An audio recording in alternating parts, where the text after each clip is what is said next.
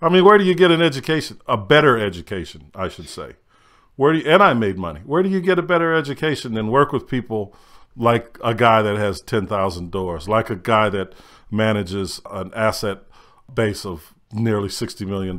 You can't. I mean, you just don't have an opportunity. Most people don't have an opportunity to have these kind of conversations. I mean, if you're in the room with someone that's doing the thing that you want to do, you got to go over there and talk to them, you know?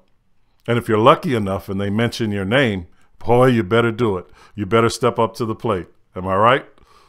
You're right. And a lot of it is knowing like how to have that conversation too, right? So if you just go up and say, hey, I want to learn from you, you know, what's the value of their time, right? That's exactly right. There's the balance there. It's always that. Doing these conferences, you know, I mean, you've been a trainer, you get it. People will come up to you and they say, look, I'd love to take you out for coffee. Can I take you out for lunch? And in the beginning, you're like, yeah, that sounds cool. You know, you're free. And after a while, you're looking at them and your eyeballs are searing and you're just saying, you succubus. You know, you just. Well, no, it's the value of that time, right? It is. So the difference is, you know, right now I don't have time to just go have coffee. Yeah. So I will have coffee if I think that there's potential in terms of what you're offering.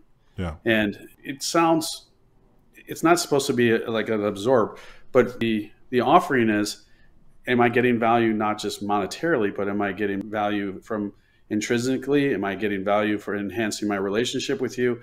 You know, there's got to be more than just a one-way dialogue of information. And, you know, people are like, oh, I'll do whatever you want. Well, you don't know what I want, right? So it's impossible for you to satisfy that unless you have that's where developing a relationship and building a conversation is the forefront to having those deeper conversations. I couldn't agree with you more. It's always about adding value. How can you add value?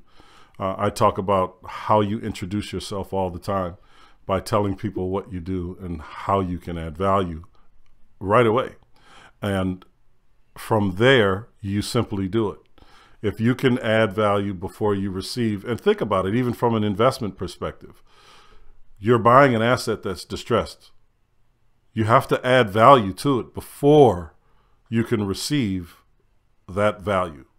There's going to be pain. There's going to be pain before you get the value. You got to give first. No matter how you cut it, you got to give before you receive. And I think most people don't quite understand that philosophy. They just in any way that you try to explain it to them. So you got to break it down. Hey, listen, you bought that house to make money. You didn't make money when you buy. I get the old adage, you make your money when you buy the real estate. I get it.